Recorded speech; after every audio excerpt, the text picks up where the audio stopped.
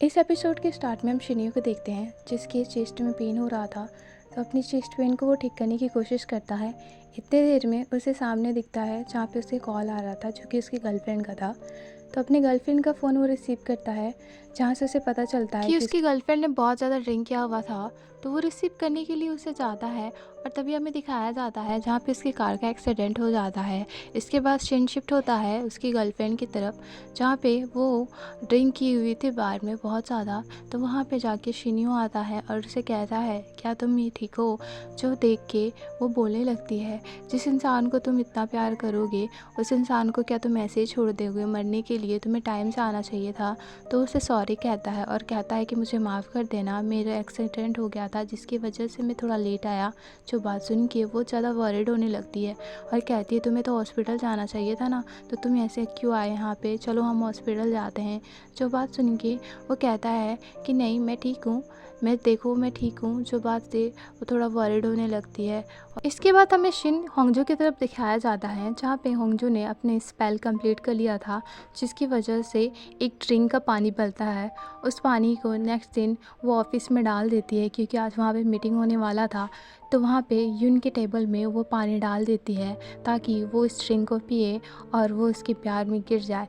जैसे सारे लोग वहाँ पे आने लगते हैं तो होंगजू भी वहाँ से चुपचाप से निकल जाती है और बाहर देख के रही होती है कि वहाँ पे यून ने पानी पिया कि नहीं। इतने ही देर में मिस्टर गोंग का कॉल आ जाता है होंगजू को जिसकी वजह से वो देख नहीं पाती कि यून ने पानी पिया था कि नहीं। तो मिस्टर गोंग उसे बहुत ज़्यादा गुस्सा कर रहे होते हैं, कहते हैं कि यहाँ पे बहुत ज़्यादा काम है तो तुम जल्दी ऑफिस आ जाओ, जिसकी वजह से उसे ना चाहते हुए भी वहाँ से जाना पड़ता है। इसके बाद हमें ऑफिस का दिखाया जाता है जहाँ पे होंगजू आते हैं तो मिस्टर गोंग उसे बताते हैं कि तुम्हें जल्दी हाईवे पे जाना पड़ेगा क्योंकि तुम्हारा प्लान डिस्ट्रॉय हो गया जो तुमने लगाया था। जो चीज़ देख के बहुत ज़्यादा गुस्सा हो जाती है क्योंकि उसने बहुत मेहनत से लगाया था उस प्लांट को। इसके बाद वहाँ से शिनियो के पास जाती है और उसे कहती है कि तुम मेरा केस फाइल कर सकते हो क्योंकि आज ही मेरा मॉर्निंग में किसी ने मेरे प्लांट को डिस्ट्रॉय किया है। मुझे लगता है उस इंसान ने बहुत ज़्यादा ड्रिंक किया हुआ था तो मैं उसके ऊपर केस फाइल करना चाहती हूँ। जो बात सुन के शिनियो से कहता है कि मुझे नहीं लगता उस इंसान ने ड्रिंक किया होगा। जो बात सुन के वो कहने लगती है कि तुम्हें क्यों नहीं लगता उसने ड्रिंक किया होगा, क्या तुम इस इंसान को जानते हो, उस इंसान से तुम मिल चुके हो। तो कहता है कि जिस इंसान से तुम मिलना चाहती हो वो यहीं पे है। जो बात सुन के वो समझ जाती है कि वो शिनियो ने किया था तो उसे बोलने लगती है कि क्या तुमने क्यों मेरे प्लांट को डिस्ट्रॉय किया, तुम्हें पता है ना मैंने बहुत ज़्यादा मुश्किल से वो प्लांट लगाया था। जो बात सुन के वो कहने लगता है कि तुम्हें नहीं लगता तुम्हें सामने वाले इंसान से पूछना चाहिए कि उसे कार एक्सीडेंट हुआ तो उसे चोट लगा कि नहीं। तो वो गुस्सा में कहने लगती है कि नहीं मुझे नहीं पूछना, तुम मुझे बताओ कि तुमने ऐसा क्यों किया। तो कहने लगता है कि क्यों तुम इतना कॉन्फिडेंट हो कि कैसे कह सकती हो कि वो इंसान मैं ही था। अब इसमें वो बहुत ज़्यादा कंफ्यूज होने लगती है। तो वो वहाँ से जा रही थी तो शिनियो उसे रोक लेता है और कहता है कि तुम कहाँ जा रही हो, तुम मेरे लिए एक छुट्टी लोगी, यानी कि तुम मेरे ऊपर एक स्पेल करने वाली हो जो तुमने प्रॉमिस किया था। अब इसमें वो उससे कुछ नहीं कह पाती जिसकी वजह से उसे ना चाहते हुए भी हाँ करना पड़ता है। अब हमें ऑफिस का दिखाया जाता है जहाँ पे सारे कलीग्स होंगजू का मजाक उड़ा रहे थे कैसे यून ने उसे रिजेक्ट किया था। जो चीज़ देख के वो बहुत ज़्यादा अपसेट हो जाती है और मिस्टर गोंग से छुट्टी मांगने का अप्लाई करती है जिसकी वजह से मिस्टर गोंग उसे भी छुट्टी दे देते हैं। आज से वो थोड़ा हैरान हो जाती है क्योंकि आज से पहले मिस्टर गोंग ने उसे तुरंत छुट्टी नहीं दिया था। अब इसके बाद हमें घर का दिखाया जाता है जहाँ पे वो पैकिंग कर रही थी और शिनियो को बहुत ज़्यादा सुना रही थी कि वो कैसे उसे ट्रिप पे लेके जा सकता है। इतनी देर में वो बोलने लगता है कि क्या तुम मेरे बारे में बात कर रही हो, जाहिर सी बात है उसके घर के अंदर था। अब ये चीज़ देख के वो बहुत ज़्यादा हैरान हो जाती है। वो सोच तुम मेरे घर पे क्या कर रहे हो, तभी उसके लव स्पेल बुक पढ़ते हुए देख के उसे छीनने लगता है। तो कहता है कि इसमें एक पेज गायब है और इतनी देर में होंगजू उसे छीना झपटी करती है जिसकी वजह से वो लोग सोफा में एक साथ गिर जाते हैं और उससे बुक्स ले रही होती है। इतनी देर में शिनियो को अजीब सा महसूस होता है, उसकी हार्ट बीट बहुत ज़्यादा तेज़ हो रही थी जिसकी वजह से वो उसे बुक दे देता है। अब लेने के बाद वो कहती है कि देखो मैंने कोई सा भी पेज गायब नहीं किया। ये बात सुन के वो कहने लगता है कि देखो मुझे पागल मत बनाओ, मैंने ऑलरेडी सारा पेज पढ़ा हुआ था अब मुझसे झूठ मत बोलो। हंगजू भी मान जाती है और कहती है हाँ मैंने स्पेल बुक्स में से कुछ पेपर गायब किए थे। तो वो कहता है कि जल्दी वो स्पेल बॉक्स लेके चलो क्योंकि तुम्हें पता है हम लोग लेट हो रहे हैं। इसके बाद नेक्स्ट सीन दिखाया जाता है जहाँ पे लोग ट्रिप पे जा रहे थे। तो वहाँ पे हंगजू का अच्छा नहीं लग रहा था। कहती है कि ये जल्दी ही डार्क होने वाला है, हम लोग इतनी रात में क्यों जा रहे हैं, कार एक्सीडेंट कल ही तुम्हारा हुआ था। जिसमें वो कहने लगता है कि डरो मत, मेरे कार एक्सीडेंट हुआ था इसका मतलब ये नहीं कि मैं कार अच्छे से ड्राइव नहीं कर सकता। तो कहती है कि ठीक है अच्छे से ड्राइव करना। तो वो कहता है कि तुम एक काम करो, कुछ देर के लिए सो जाओ।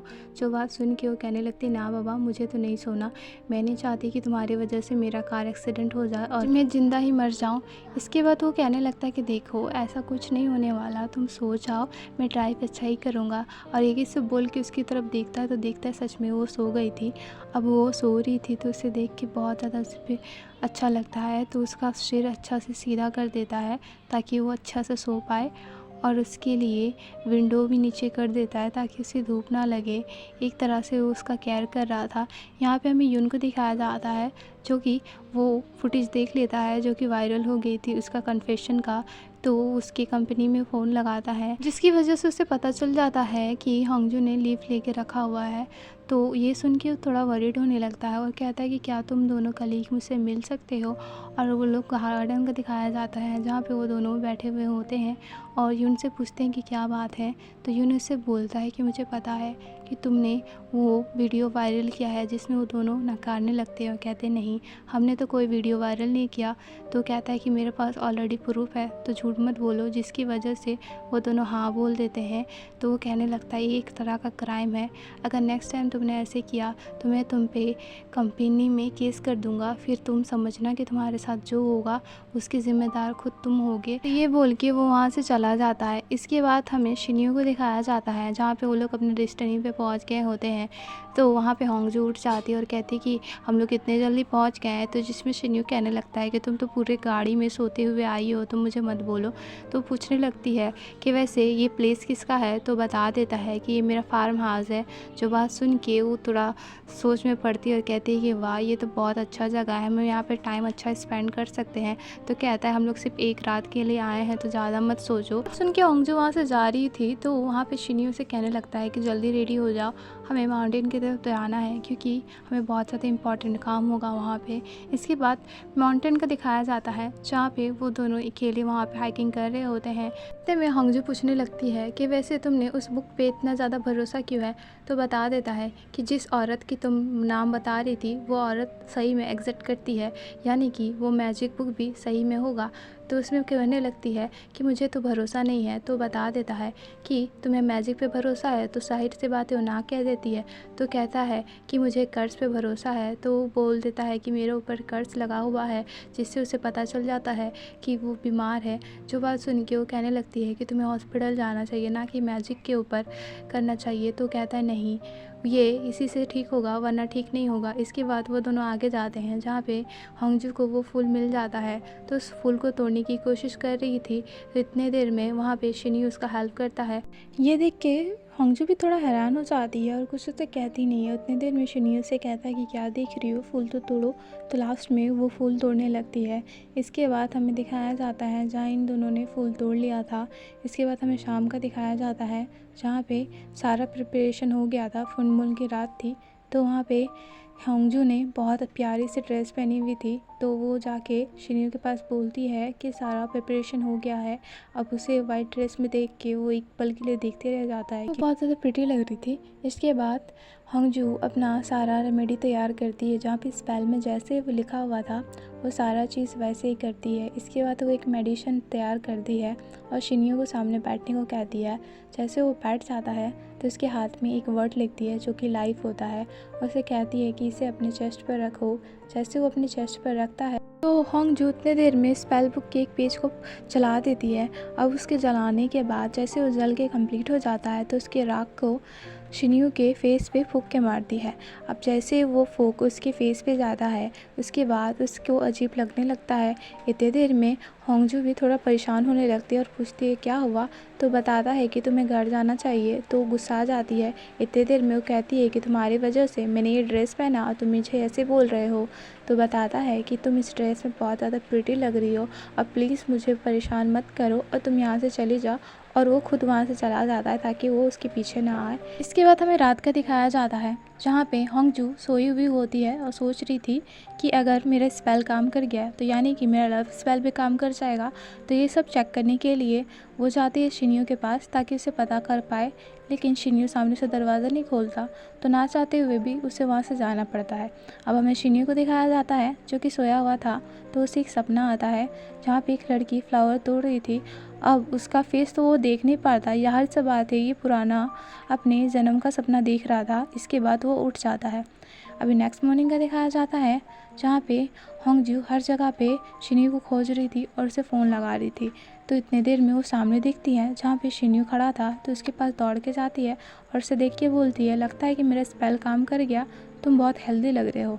इतने देर में वो कहने लगता है कि हम लोग लेट हो रहे हैं, हमें यहाँ से जाना चाहिए। ये बात सुन के होंगजू थोड़ा हैरान तो हो जाती है, बट उसे कुछ नहीं कहती। उसके बाद हमें सीन दिखाया जाता है जहाँ पे ये सब जाने के लिए तैयार हो गए थे।